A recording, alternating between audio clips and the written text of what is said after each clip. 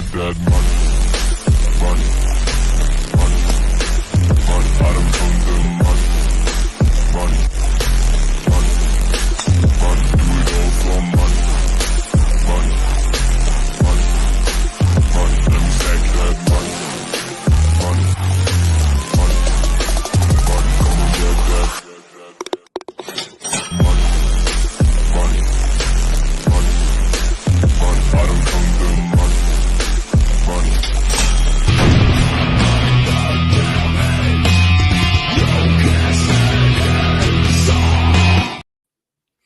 Good evening, everyone. Welcome to Plus Money Golf on the Fantasy Sports Corp Network, where all we do is win, win, win, win some more. We're live tonight on all formats. No Eric again, but we've got Chris, who's doing a better job than Eric. Yeah. Once again, another dominant win by Scotty. It's like the guy just has no flaws. Hits a bad shot, chips in, makes par. I mean, it's not, I wouldn't say it's boring to watch because it's almost like we're seeing a truly dominant player. We haven't seen anybody truly dominant since Tiger's 2000 season. It's pretty unreal. Everyone's literally playing for second when he's in the field. Yeah, and it almost feels like everybody is Knows that. legitimately thinking that and knows that too. I saw an interview with Tony Romo. I don't know if you saw that. Oh yeah, I saw that. And he was just like, I don't remember the last time that he like had an off day, right? Like where he'll shoot 70 or 71. Yeah. Like that's an off day for him, type He said thing. he shot like 500 rounds under par at least. Yeah. Yeah, and he's just like, it's when he makes a bad shot, the very next shot is a great shot every single time. Like he just understands exactly what happens. And he makes the adjustment and he's back to normal, And the best part of it is what Tony Romo said at the end, and I think a lot of people are really starting to understand now, is that, and you've said this before on the show, when Scotty is putting well, he's untouchable. Yeah, there's no flaws in his game. Putting was the flaw. Right. And if he is, and then he even said, he's like, and even if he's struggling here and there, but it's still all right with the putter, he's still in the mix. Yeah. And when Scotty's in the mix, it's getting to that point now where if someone is, maybe ahead by a stroke or two against him, and we saw it this last weekend even, right, that they get nervous and they fold. Colin Morikawa style. It's just like watching Tiger play. I mean, it literally is. Everybody just sees him come up the board and it's like, oh shit. And every time, you think, oh, he's like two back, and then you turn away and next thing you know, he's like tied for the lead. Like I kind of thought he had no chance this week. And then all of a sudden he's like on the board by two. And I'm like, what the hell's going on? Yeah, he was in cruise control. It felt like there for a while, right? And he's just like, all right, I'm cool, just chilling, hanging out. But then all of a sudden I feel there was something that clicked where he just told himself, well, I'm here. Yeah. I might as well just go win this damn thing because no one else wants it. He's like number one in every category. And then he said he showed up on Wednesday, got there before the practice round, played 9 holes in the Pro-Am, and then heated up. Yeah, the only thing that he wasn't number one in pretty much for the field was putting, right? I think that's the only thing he wasn't number one in the field. And he was still upper half in that. So when you do everything else as the best golfer in the field and you can at least be an average putter, look at that. You won by 4 strokes. Yeah, they were saying like they've been interviewing all kinds of people now, but they interviewed a guy that had played with him in like a Corn Ferry event when he was coming up, and he was like, isn't this guy supposed to be good or something? Like, I guess he had like an unimpressive round, and next thing you know, he's just like clicking off wins. So, and then the Tony Finau video comes around again this week where it's like first time he played with him, he's like, he thought Scotty was like 6 or 7 under. I think it was the first one. It was at Northern Trust. And he's asked his caddy, he's like, hey, is this guy like 6 or 7 under? He goes, no, he's 11 under. He shot like 59. Yeah, like, because he's just not impressive. Well, it's just clean golf. He's almost, it's clean golf. He's almost boring, right? Like there's not a whole lot of entertainment value outside of, oh, geez, he just got another. It's just birdie, par. It's like eagle. when Tiger was dominating, he would have like some crazy ass shot from like off his knees or in the trees, or Mhm. he plays like tee to green, just the most boring golf. It's like what everybody wants to play, but they don't know how. And it's The like most entertaining thing for Scotty is probably, just watching his feet when he swings he said off the the only tee. thing that's addictive to him now is just hitting out close to the hole. Mhm. Well, yeah, I mean, clearly doesn't have a problem with that. It's just unreal. I mean, I haven't seen anything like this in a long time where guys just click off wins. He's like the second fastest player to 10 wins at through 50 events. David Duval was the only one at 33 events that was quicker to 10, which is pretty crazy to think. Yeah, David that's played 33 events and won 10 times. yeah, you're clicking at a 33% win rate, like, in golf, that's pretty impressive. 59, I think. And then Yeah. everyone else was like 65, 70 plus. It's it's a whole nother level of golf, and I'm sure it might slow down a little bit as he's going away, but when you're a guy like him that's not like working on swing issues or trying to change a swing or switching equipment up like 94% of these players are, he said, "I go to Mhm. the range and I do my practice, and if it's an hour, if it's an hour and a half, it's 30 minutes, whatever. It's just whatever it is." I mean, if you go to the range and you hit 30 shots and they're all pure, it's like, "Okay, well, I'm pretty much done for the day. There's no reason to do that." Right. So Game On said, heard a crazy stat today that Scotty just has to remain at number one until 2035 from the past Tigers run. So I understand like that, all that stuff is constantly out, Yeah. right? And people are constantly talking about that. I just I try to steer away from that just for the simple fact that it completely downplays what Scotty's doing to the golf world right now. Yeah. He's crushing everybody, and we need to give him his props where it's due, not try to compare him to the number one best golfer of all time, right? Like what We Tiger haven't did is amazing. It's untouchable. Like we understand that, but it's like we're not trying to compare Scotty to Tiger right now. I think that's completely unfair. Scotty to everybody else playing golf in the world right now is unfair. I think the best thing for Scotty is not on social media. He said he doesn't read watch, anything about him. He doesn't read the papers a lot. He just goes about his business and like he doesn't let all the outside noise get to him. And I mean, it's a lot of the same way on the LPGA where Nelly Korda goes 5 in a row, and now they're comparing her to Annika Yep. Sorenstam, who went, 5 in a row. It's 4 in a row and then a Right. major, same thing she did. And And they're even trying to compare the two, Scotty and yeah, her, right? Like I'm like, it's come great on, for just golf. it's I mean, great for golf. I Yeah, know but what they're doing is they're using it to draw attention to the LPGA, which what she's doing is pretty much unbelievable for someone whose career was almost ended with an injury to come out but and nobody's even close to beating her. But my riff with social media and just the media in general is the fact that why do we always have to compare? Yeah. Just fucking let people be good. Yeah, it's different. Same thing with basketball, I baseball, know, but football. I It's hate different it. I eras. hate it. It's dumb. It's just you want to have something to people want to have some way to scale it. But yeah, it's pretty hard because what Scotty's doing is the fields are way deeper than they were in 2000. Yeah. Um, Yeah, I for mean, there sure. was 4 dominant players. Now we're just seeing one dominant player. Mhm.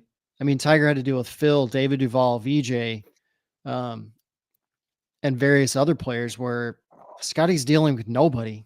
Like Yeah. Wyndham Clark's been the only one to really, I would say, A get close to giving him any competition. and even that's, And fizzled he's out a little run bit. out. Yeah. Right, Scotty's proven to have a little bit more stamina than everybody else, that's for sure. Because like you said, yeah, Wyndham challenged him there for a little bit, but at the same time, like, he's kinda dwindled out and fizzled out here a little bit, so I don't know, it'll be interesting to Yeah. see. Um, The cool well thing is when you have one dominant player, everybody else is searching. So now you have that advantage because you don't have to work on nothing and they have to work on everything. And I mean, I've we haven't had anything like I think the reason is we haven't had anybody click off wins like this since Tiger. Yep, Not Rory, not Spieth, kind of a little bit when he went on that, almost career Grand Slam run where he yep. won pretty much anything he entered, but Yeah, that was something that it I've, wasn't like, so thought about. dominating though. It wasn't, Spieth was winning by playoff victories, playoff at John Deere, playoff at the next week, playoff, he Right, wasn't winning Scotty's by just running away 5. with it, I Yeah. know. or coming Well, from 3 back and winning by 5. yeah, it's crazy. Well, how did you do this weekend? No one cares how I did. Yeah, it was a rough week. I mean, I did mention we should take Scotty, but put 2 to 10 units on it. So For sure. that's another win. But I mean, Clark 3rd place, the Gala 2nd, Poston 5th, which we said Poston was going to be coming on, and he came I out should have 1st been round on fire. I should have Uh, been more confident with it. Me only having him at +175 in the top 20. I yeah, don't know what I was thinking, like not putting him in my top 10. And I knew that I was with Batia, I knew I was kind of flirting with fatigue 18th there a little bit. Yeah, but I mean, in a premier just event. That's pretty solid for a yeah, guy but who's just been on a career run in the last few weeks. I wish I would have went with my gut and pounded Poston a little bit harder there in my picks, but it's just couldn't go there. And some guys just falling outside of the top 20, like Denny McCarthy finishing Yeah, 30th, and you know um, Fitzpatrick 28th. Yeah, like it's just kind of it's tough there. You got like Russell Henley finishing 15th, like Yeah, had him in the Shane top Lowry. 20, but We got to yeah, get dude, off I the don't. Lowry train. He's Yeah, well, as toast. soon as soon as I get off it, you know what's gonna happen. So that means this weekend, since you Yeah. know, him and Rory are Max gonna Homa steal. surprisingly 55th. Just fatigue maybe. Yeah, is that the human factor there, like where Could he be. shows that he's just not where Aberg had Scotty a is? 10th place, and he's played as much as Patia. I mean, every week the guy's playing. Um, and I thought Aberg played pretty well too all week. He just kind of didn't make enough putt. I mean, didn't make any birdies. Spieth is a fucking stud. I don't know what you're talking about. He's gonna win a He's ton more toast. meaningful events. I I feel like he's done. No Like way. honestly, No way. he What is he right now? 31? Is that right? yeah, but I mean, he won so much so early, and now it's just like he's trying to he's He's trying to 30. do too much. I feel like he's trying to get more length, which you focus on that. Now he's lost his kind of his iron play. His short game's still good, but his putting is nothing like it was when he came out. I mean, it's not even close. I don't know. I feel like I'm at a loss with that guy. He's just phoning it in. I do feel like that, I do feel like he's trying to change his game a little bit, right? Because I feel like he's trying to be more of an off the tee kind of guy. Is it? Don't you feel that He's way? trying to pick up distance, which you don't Yeah, need, he which doesn't need. brings Yeah. me to my point. So we all know like all the young guys are super long. So we have Mhm. this high school kid, 15 years old, playing in the Corn Ferry Tour last week. Yep. Finishes top 25. 14 years old, gets an exemption into Bermuda in November, the Mhm. PGA Tour event, because they're giving.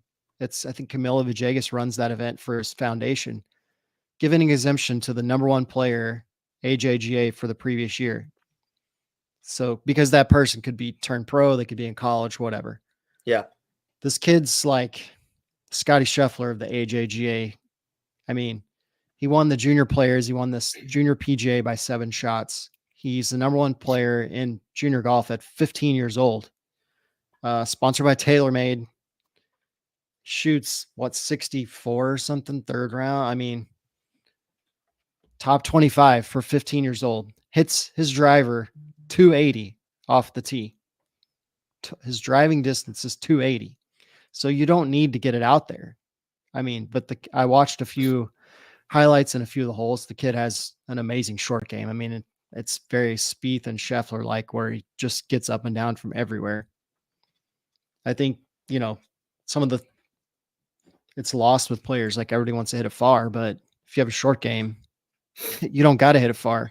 And that's what Jordan needs to get back to, right? And understanding how good a short game is and can be, and just get there, right? Give Yep. yourself manageable approach shots, get there and go to work. And even if he knows that if he has a manageable approach shot, that even if he can be more aggressive, because he knows that around the greens, whether he's in the sand or just off, that he's going to pull something beautiful off. Yeah. It's all the stuff before that where he's, having to hit the ball backwards and having to hit the ball off of roofs and all this stuff. It's like, dude, like just knock that off and get back to what made you great. Fairways and greens. Right. That's He's never been a great driver of the ball ever. His short game saved him, Mm-hmm. and I think he just needs to back it down, like with the distance, and worry more about accuracy. Yeah, this high school kid's name is Miles Russell. Yep. He's going to be a future star. I mean, I'm sure this kid's been signed to a college since he was 10 years old, Well, yeah, you're but doing that at age 15, man. I don't know what college he's going to. Well, he just Usually, started high school. I know, but they do commits now No, I at know. I'm just ninth saying grade. it's wild to think about that. Like Like these dudes playing on the Corn programs, Ferry. like Texas, Oklahoma State, Oklahoma, Alabama, Vanderbilt, Florida State, they've got their teams stacked up for the next 8 years. I mean, it's insane. Yeah, it is. And The world has changed in that regard for sure. I had said to my wife, I was like, if that's my kid and he's 15 years old and he's the best player in the world and he finishes top 25 in the Corn Ferry, let's say he gets a few more exemptions. Let's say he gets in a deer or he plays in Bermuda and he gets top 5 or he wins. Yeah. What's your decision when you turn 18? I mean, if he got a few more exemptions in the Corn Ferry and he accumulated enough points, he could technically get his PGA Tour card at 15, but he can't play till he's 18. Because I Do you just think went that blank. ever I should have wrote changes? it down. I don't think so. No, why not? I think because just the travel and like the maturity level you need to have to be able to go to these cities and like, entertain the customers. And Because golf is different than other sports. it is, but we've seen it before where kids were superstars that age and they didn't let him come out. Like Batia wanted to come out, I think when he was 17 and they made him wait. But the one kid that actually did get his tour card in the fall, and I think he's at Vanderbilt. He's not accepting the card until he plays his senior year, which is next year. So he accumulated enough points with sponsors exemptions to get his PGA Tour card, and he's waiting. So, but yeah, I can see this kid doing the same thing. So are you saying that you can earn your PGA Tour card before you're 18 and then you can kind of just be like, here, let me hang this on the wall and wait for it. Once I Right. turn 18, I can grab it and Yep. we're good then? And the same with like this kid that's in college that earned his tour card through the fall events. He had like 6 or 8 exemptions. Made enough points to move up, and he's just he wants to finish out college. I mean, obviously Vanderbilt has one of the best golf teams in the country. I think they won the national championship last year, and so yeah, it's be interesting to see what some of these young kids do, but it's just going to get younger and younger, and the field's getting better and better. Yeah, for sure. At least we're seeing the younger stars like Batia and Aberg. Well, they're actually starting to make. They're making some money. Yeah, people are coming to see these guys for sure. People are coming to see these guys. They're not coming to see, sadly, they're not coming to see Jordan Spieth. They're not coming to see Tiger limp around. Yeah, like no one gives a shit anymore about Justin Thomas. Yeah, I and mean, it's Dunlap and some of these guys that are just new names. What's going on with Dunlap? Like just struggling, finishing last fatigue, man. week. Fatigue. You think that it's the shell shock of being on tour and having to really start understanding what it means to grind it out as a professional? Yeah. It's a lot different than college golf, man. I mean, you're only really having to play a few days a week, and I don't know. I think next week starts the conference championship, so we'll kind of see who the next stars are going to be coming out because they have the PGA Tour graduation. So where you're going to get a guy like Dunlap or Aberg that get their card, basically come out and see what they can do. Well, should we jump into this week? Yeah, it's an interesting event. Yep. It's kind of a nice relax after the last 3 or 4 weeks. I would say it's perfect timing for an event like this. To have a team event, a partner event, right? I wish they would make this a combo event with the LPGA. That would be cool. But I think, like if you win this event, you can gain your tour status. Mm-hmm. It's not an exemption into the majors, but it counts as a win. Right. Like you're still getting awarded FedEx Cup points. Yep. And you're still getting your 2-year exemption. Yep. Yeah. So those of you, that are listening and want to know a little bit about this week, right? So it's a team event, right?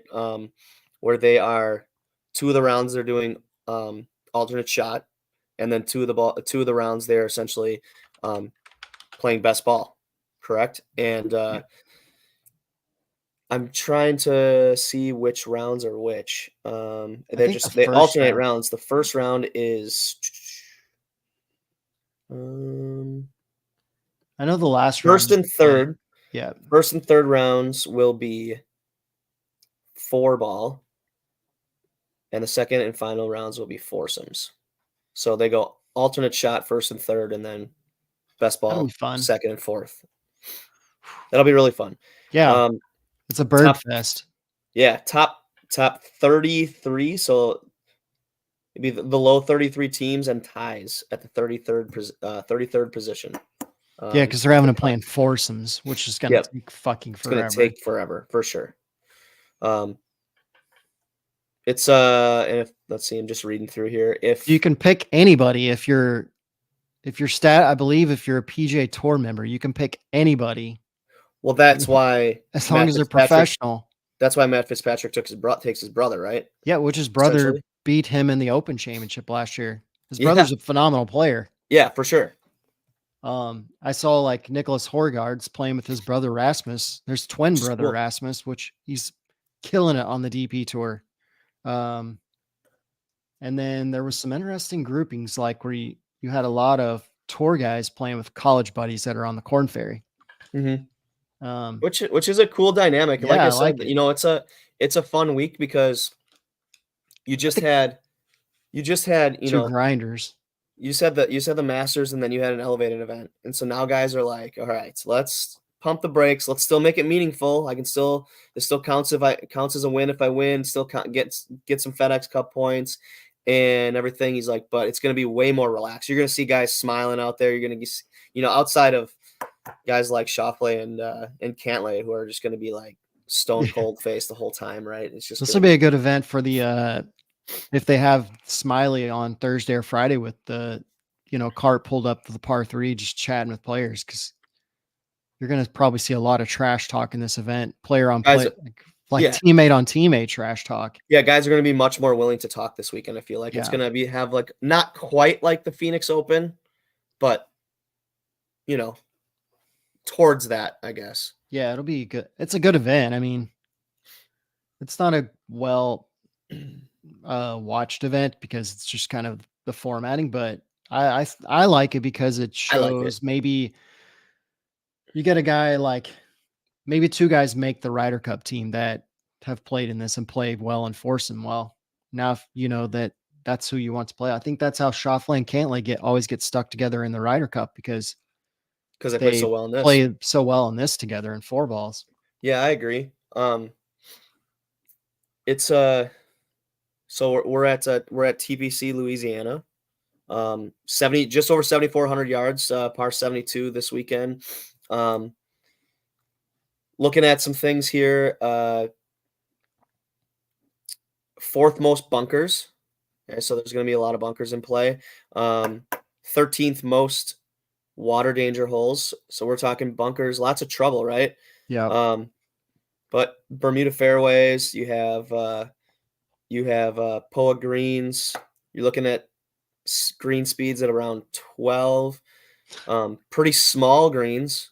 Yeah. You know, but traditionally, like you said, birdie fest, right? There's gonna be lots of scoring going on, which is pretty fun. But also a lot of trouble guys are gonna have to hit out of, especially like I'm interested to see when they're playing, well, both alternate shot and best ball though, like because best ball they're gonna be looking at each other like, all right, how's he doing over there? Oh, he's struggling. Okay, I gotta play this. I gotta play this safe.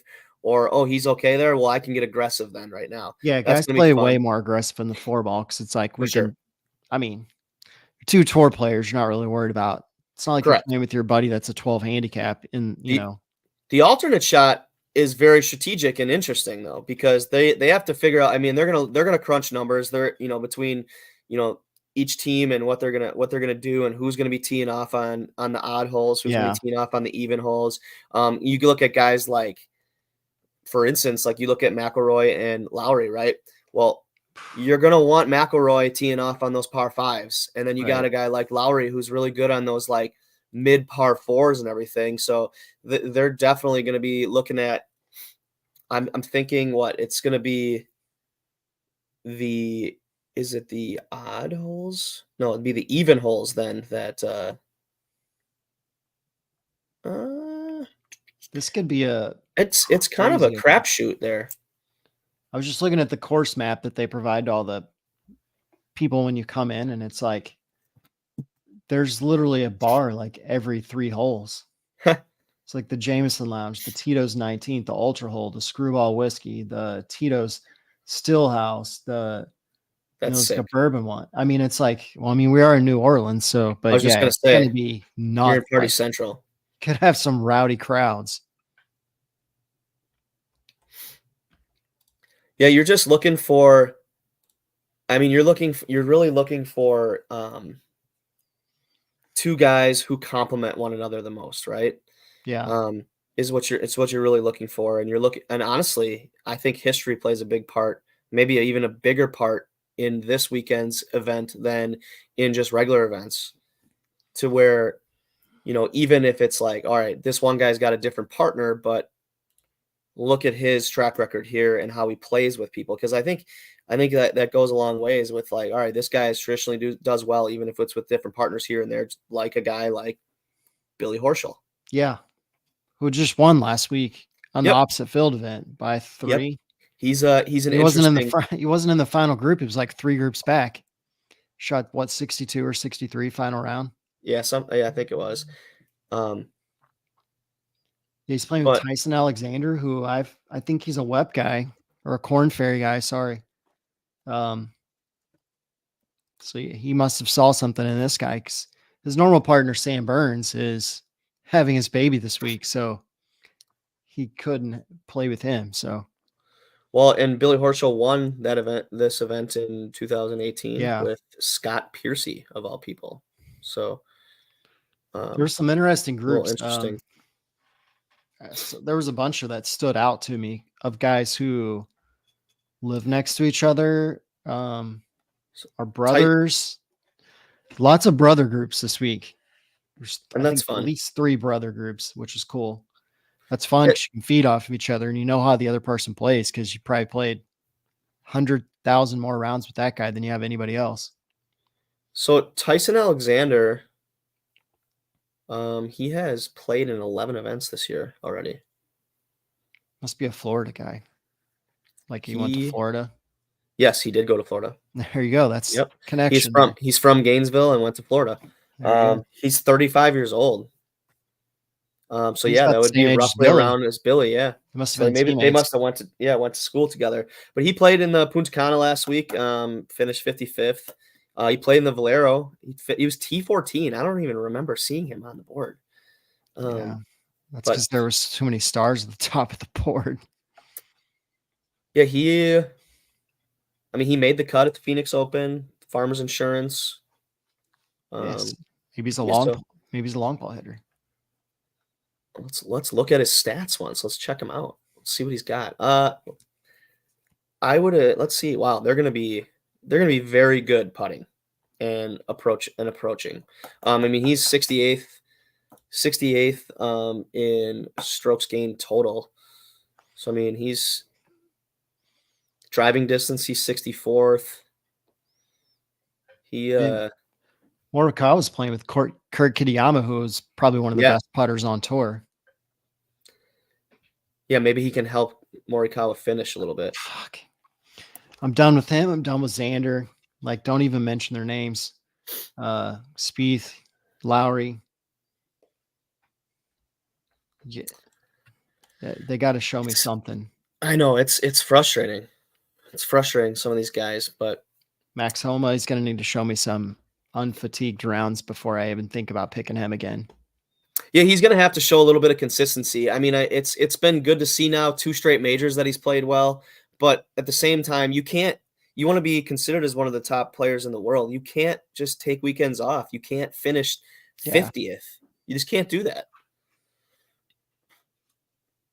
but a lot of those guys you just mentioned, that's what they do. That's what they're doing lately, and it's frustrating. It's hard as a golf bettor to figure out that stuff, and you're almost better off going and looking at this new young talent and Yeah. seeing, all right, when are they gonna do their thing here and finish in the top 10 and probably hit it with some good numbers. Your Game On says he has ice cream to buy for 5 kids this Sunday, so he needs some lock picks. I got a Well, few lock picks. Well, whatever I pick, go the other way. That seems to be the bet of choice, I think, for most people as of right now. There was a few I'm like Jordan Spieth right now. I don't know if I'm ever going to win again. So it's bound to happen. You usually fill in that mid section of the year whenever I struggle. Once I get busy playing, I kind of don't get to watch as much as I do right now. So there was a few groups that stood out to me, like the Ted Potter and Toasty. Okay. The Stricker Kucher, that's an interesting group. The Goddard Eckroat group and the I knew you were going to say something about that group, by the way. Austin Eckroat, he's been showing some signs, and Goddard is crazy long off the tee. Mm-hmm. And the Kevin Tway, Kelly Craft. Kevin Tway has slowly been, I think he was first round leader last week at Punta Cana. He's been showing some signs of top 5, top 10. So I think you get these guys where, it's a short drive from Oklahoma City down in New Orleans. You get a lot of and they're probably all staying together. Could be too much partying, but Kevin Tway's been playing really well this year. He's been playing good his whole career. He's never had to go back to the Corn Ferry, which is amazing. Never too much partying. No. Can be when you're on tour playing every week, but we are in New Orleans, so it's true. You want to get into some picks here? Sure. We can do that. I can start it off with my top 20. I have Damon and Mitchell at almost even money, but a little plus money action, plus 110. I think Keith Mitchell's been playing really well, and first thing I thought of being a funner event and a team event was Joel Damon and his following and people wanting to see him and how fun he is on the course and everything. And I'm hoping that propels them. Like I said, Keith Mitchell's been playing really well this year, and hopefully they can jump into the top 20 there. I do have Tyson Alexander and Billy Horschel at plus 125 to finish top 20. Billy Ho is hot, and he's kind of doing his thing, coming off a dub. And, that commonality there with a teammate from college, or a guy from his home base there in Florida a little bit, I think that could maybe help them get to a top 20 action there. I have Naismith and Moore at plus 140. These guys have been T4 back-to-back years. So they've been in the top 5 last 2 years with each other. I think they feel pretty confident with one another going into this. Sounds like a lock bet. I did go with the defending champions of Davis Riley and Nick Hardy. I would steer away from looking at their results from this year so far because they're not playing very good golf. But I have a feeling they're going to play much better than they have individually so far this season. It's a one-off event. It's kind of throw it out. Yeah. You saw what JT did in the Ryder Cup, and he hasn't done anything before or since then. And then I have – I'm sorry. Hold on a second. I have – what is it? Oh, yeah. So I have Hoey and Suh at plus 240. So with these guys – I'm hoping that they complement one each other. Rico Hoey and Justin Suh at plus 240. What's Rico Hoey? He's a guy that seems to be pretty solid off the tee and solid around greens. And then Suh, his strong point has always been his putting. And, if those guys can kind of get things going a little bit together, then I'm hoping that they can pop into the top 20 there. So Rico, you want to know a little bit about Rico? He let's see, he has played this year in 10 events. He finished 33rd last week at the Punta Cana. He was T14 at the Valero. T54, Valspar, Puerto Rico's 32nd. But like you look at his stuff here with his statistics, like I said, he is 9th in strokes gained off the tee. He's 44th in approach to green. Putting seems to be a really bad part of his game. But that's where Suh kind of comes into place here. And I think that, total driving, he's 52nd, and driving distance, he's 23rd. So I kind of like that mix of guy who can hit it off the tee to a guy who can kind of get himself around the greens all right. So that's kind of, I needed a 5th guy, and I wanted somebody at least plus 200 or more there. So that's kind of why I went that way. Right on. So I have, let's see, get the guy's name. Oh, Russ Cochran and Eric Cole at 750.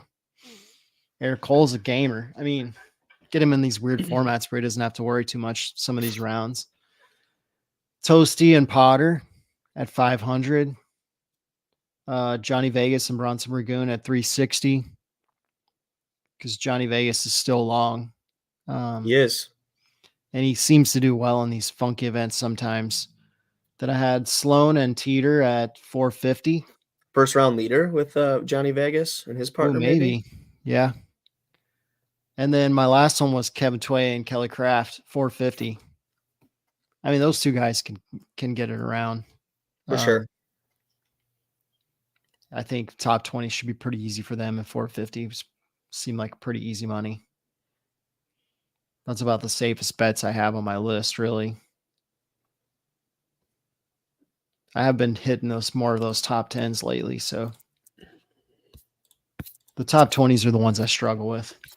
You usually hit more 20s than I do, but yeah, but you're more of a long shot guy in the 20s, and I'm not, so that's kind of why I would say that's not really.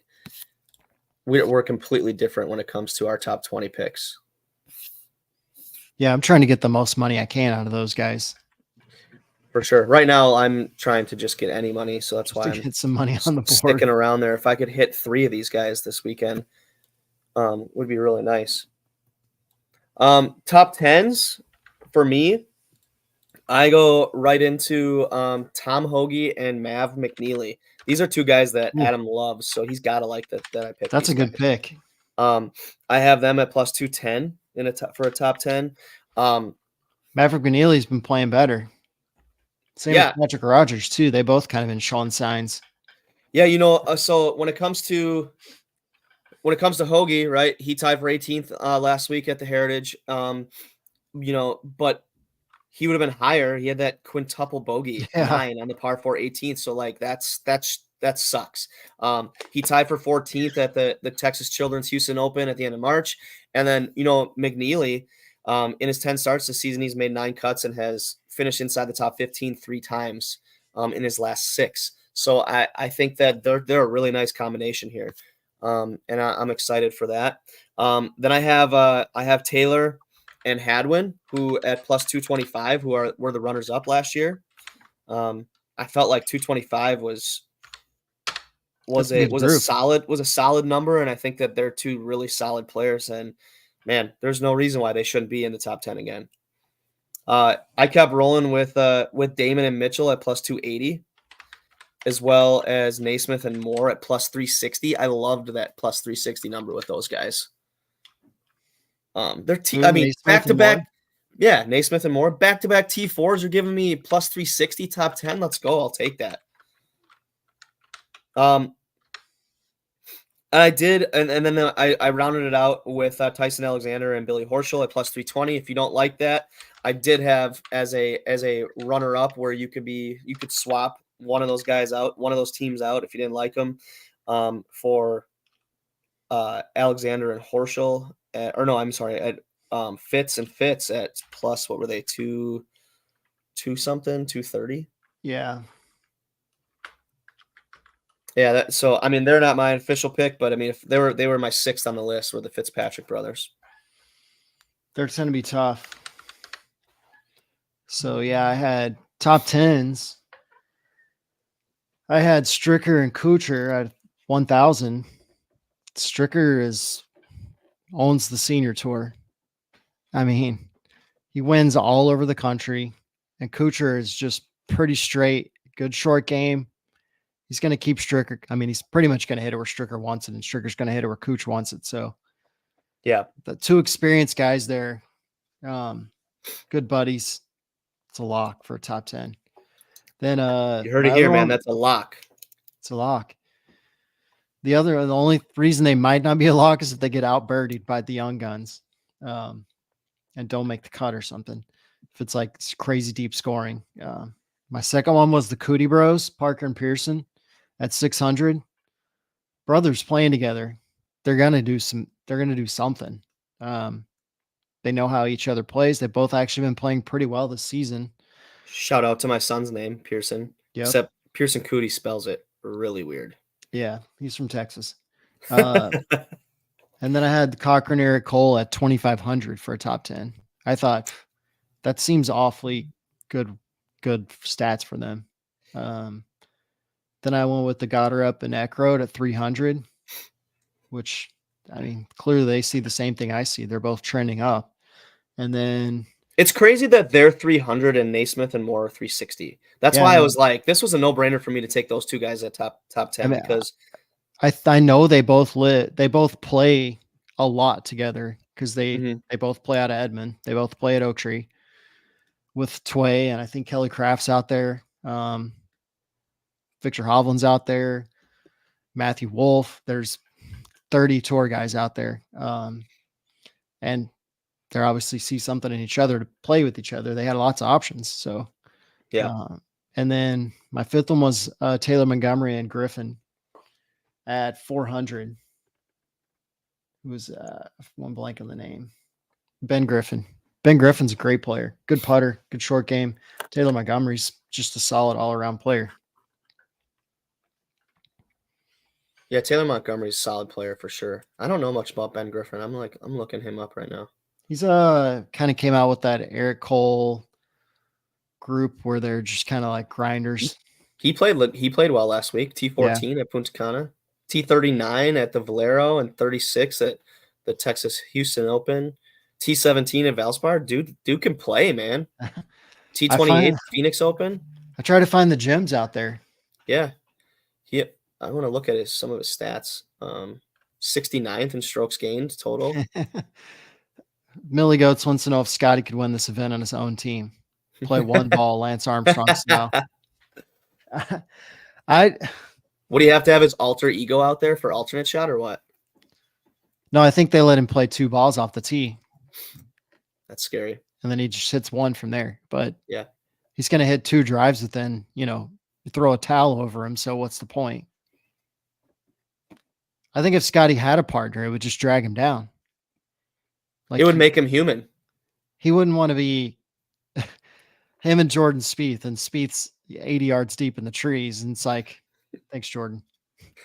Yeah, I think I haven't been in the trees since, 2000. Something like that would throw off Scotty. Like, what? Someone could ruin his career. Like, what are you doing? He could be like, no wonder you have trouble scoring when you're playing from here. You should try it over here. Yeah, that's why he don't play with these gimmicky events, man. I feel like he doesn't even try that hard in the Ryder Cup, or the President's Cup. Like, he doesn't like to play on teams. Scotty and Tiger team up in this event in their prime. Oh my God. I don't think they even need to be in the prime. I think Tiger hits enough great shots now. Scotty could carry him. That'd be crazy. I think that'd be more beneficial for Tiger. Like, all of a sudden he sees Scotty rolling some putts in and he gets the, gets the mojo, gets the juices Gets the juices flowing, baby. Yeah.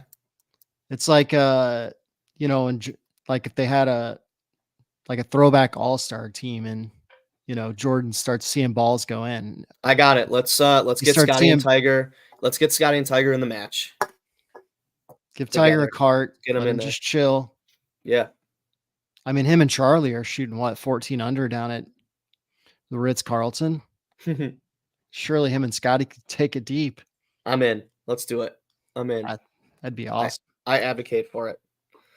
All right. Well, before we get off on a tangent there, we can get into our outrights a little bit here. So I did go with Zalatoris and Thagala because that Yeah. is that's the most intriguing pairing I think of the weekend I for me liked it. because I think it's really a really cool one. I think that's lightning in a bottle, man. Those two guys. Zalatoris is hitting it really good. Thagala is very underrated putter. How right have we been about that kid Oh, the Eric, last 2 years? Jesus. ever since the PGA when he almost, won the thing and Eric was Yeah. all over him and he's just been a nice steady cash maker since then. We got Millie Goats over here now talking shit about Spieth. Hey, Gosh, you guys just gotta leave me alone. I'm gonna go cry in a corner after after this show and every other one moving forward if you guys keep being so mean to me. easy LeBron. Oh man, so funny. I was making fun of my son. My son, if everybody doesn't know, my son's a huge LeBron fan. I'm sorry I failed at parenting. But I was telling my son tonight about how big of a baby he was last night after they lost and everything, and talking about how it's all rigged and like what are we doing and all this stuff. And For I was him like, to complain about the officiating was the It's most crazy. hypocritical statement I've heard in my entire. That's Yep. like a presidential statement there. I know it's wild. When I just holy you shit. push a guy to get an open 3-pointer and then you miss. That was the most hypocritical statement I've heard any professional athlete make. For one, LeBron, LeBron bitches about every single call, right? But LeBron also gets the benefit of the doubt on most calls. And then he has the audacity to go up and sit in front of reporters and talk shit about the officials If and he was say on that they're the opposite reason end, they lost. I'm like, get out of here. You guys blew a 20-point lead. Hey, LeBron, how many 20-point leads did MJ blow in his career in the playoffs? Zero. You know why? He didn't have any. Because he doesn't. Oh, chimed out. Smitty had a glitch in his system that cut him off for talking trash on LeBron. That's the system getting to him. Oh, his power went out at his house. Smitty's power went out. Did he just freeze up? Did he? He's texted and said his power went out. Oh no! That's the dark web coming after him for talking trash on LeBron. That's the Silk Road. You got to stay off that. But FBI. yeah, it was pretty hypocritical for LeBron to complain about a call that if it was flipped around and that was say Jokic and he pushes LeBron down on that 3, it's going the other direction. No shot. Nope. Guaranteed. I do got to say this though. I don't give a fuck because Jokic had a triple double and that cashed, and that was all I had on that game. I watched the first half and then I was like, they were still down by close to 20, and I was like, man, I'm gonna turn this off because I know when I wake up, the Nuggets are gonna win. Woke up, went downstairs to work out, turned on the TV, Nuggets win. I was like, yes. I did throw real quick live while you guys were going. I threw $100 on the Giants, -1.5 on the run line at +208, and they just scored 3. God, the Mets are awful against the run line. Awful. Anyways, back to golf. Sorry, I suck. No, you're good. So yeah, I'll get into my fill up some space. I'll get on my winners until Smitty can get some power back here. I don't know what the deal is. So for my picks, I also had Zalatoris and Thagala because, like Smitty said, it's just one of those intriguing groups that seem like it's going to be a great moneymaker. At 7-1, Thagala's great putter. Zalatoris is a great ball striker. My second one was the Fitzpatrick brothers at 2,200. The younger Fitzpatrick brother beat the older Fitzpatrick brother at the Open Championship. He's been killing on the DP Tour. He's a great player. My third pick, also at 2,200, was the Horgard brothers. Nicholas and Rasmus. Nikolai's been playing really good this year. And his brother actually is a really, really good player on the DP tour also. Plus, there's long shots, so try to get game on some ice cream money. And then my fourth, here he's back. Smitty's back. That was wild. Power outage. That's what happens when you talk trash on LeBron. Like they will Apparently. get to your system. They can hear us. Got to get him more secure network. So yeah, I started reading mine off. Yeah, go ahead. I had Zalatoris and Thagala at 7-1. I had the Fitzpatrick brothers at 2,200. The Horgard twins at 2,200. Then I had Goddard and Eckroat at 3,500. And then rounded out OKC boys with Tway and Kraft at 20,000. Whew, 20,000. Dude, telling you get two guys that just gel off each other. And Tway's been playing better. He might sneak up on it. I mean, a $5 bet pays you $1,000. That's true. That's one of the ones, Eric was going crazy last week, but this might be one he might want to drop a couple bucks on this one. All right, well, I can finish mine, I guess. Yeah. Well, I got your Zalatoris Thagala. Yep. So then I went with Hoagie and McNeely. I think that they are going to be a really good group. I really like them a lot. At 2,200, I have Taylor and Hadwin at 22-1 as well. Like that's, runner up last year, and they're still two very solid players. And then I have Naismith and Moore at 40-1, plus 4,000 is crazy. And then I also have Billy Ho and Tyson Alexander, and they are sitting at 3,500. Yeah, Millie goes the way was common at Punta Cana. Ride the hot numbers, and I feel like those two guys are playing well enough right now to where Horschel's been playing well. Kevin Tway really surprised me. I mean, I've been watching. I tend to watch a lot of the Corn Ferry scores every week, just and the alternate Bennett scores, because those are the guys that we find the diamond in the rough that wins a TPC Twin Cities or a Barbasol or whatever. So for sure, some of those guys, like Tway, who's been on tour for 15 years, all it takes is 2-3 good rounds. I mean, Luke Glover, prime example, last year, just found something and started clicking wins. Like they were going out of style. And we won some money off of him last year. Yeah. Big time. Several times in a row. I'm trying to see if there's any end of round one leaders like what we were talking about. Hoagie and McNeely, 2,800. That's nice.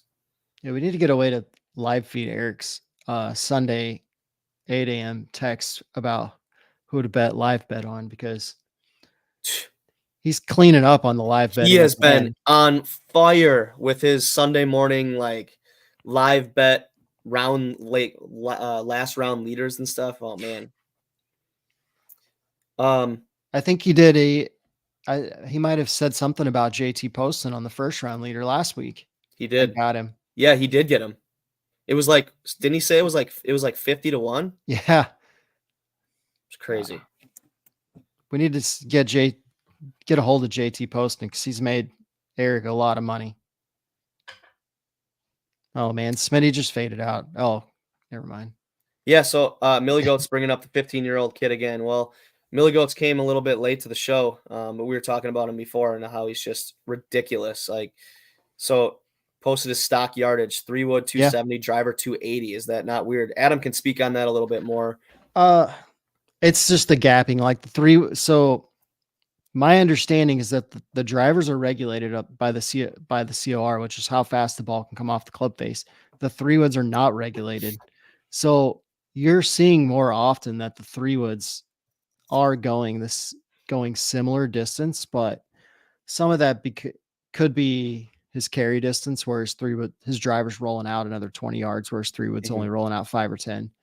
But I bet if you looked at most of the tour players, their 3-woods and their drivers are really close together carry distance.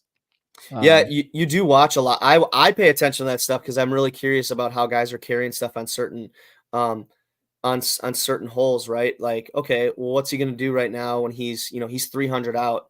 What's he gonna Yeah. do? And they pop out their 3-wood and they bust it up there. It's like, okay, well, he just hit a drive on 2 holes before on a par 5 and he carried 310.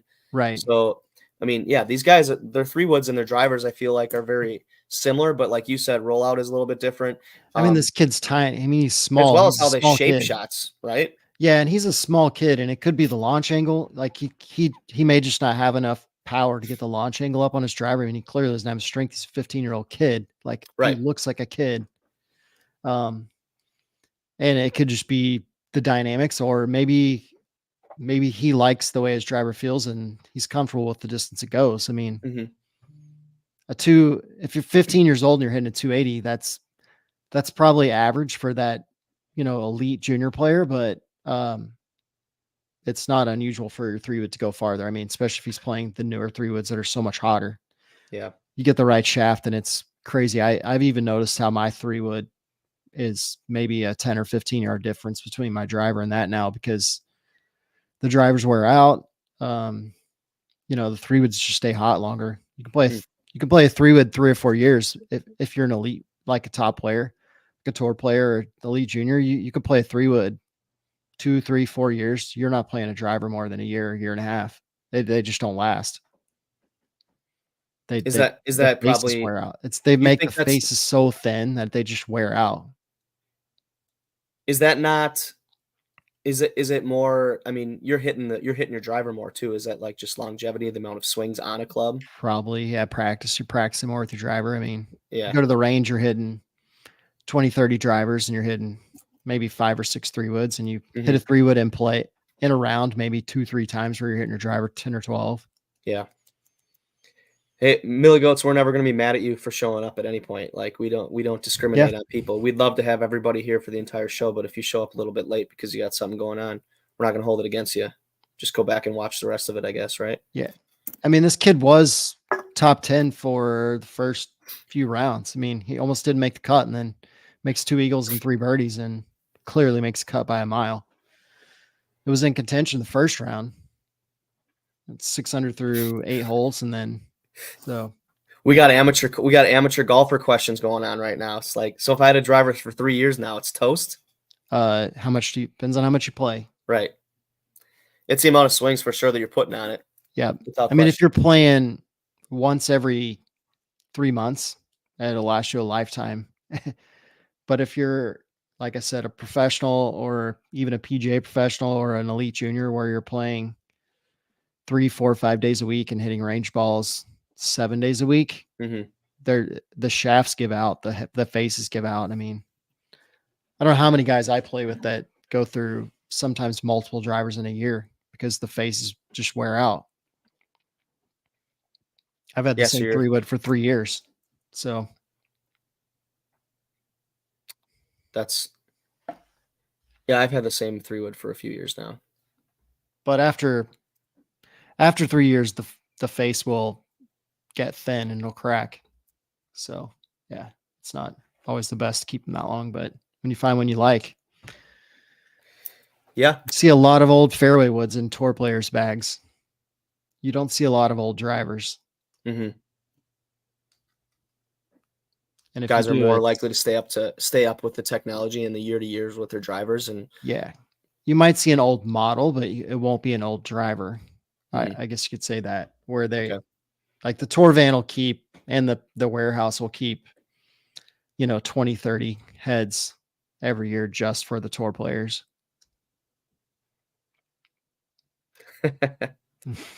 That's funny. None of us play it. Well, Adam plays enough. You and I don't play enough. Millie, we don't play enough. I'm hoping to change that now that my kids are starting to play. Yeah, that's the best way to do it. Get your wife to play, get your kids to play. Absolutely. I was actually at a meeting and they say, so statistically, I guess the statistics that the PGAs run, that if your wife plays if the wife or the mom plays in the family, the retention rate of golf is like 85% or something compared to if just the husband plays. Wow. Because if the mom plays, she's going to get into it. Mm-hmm. Kids are going to go. The whole family's going to be there. Well, hey, shout out to my wife.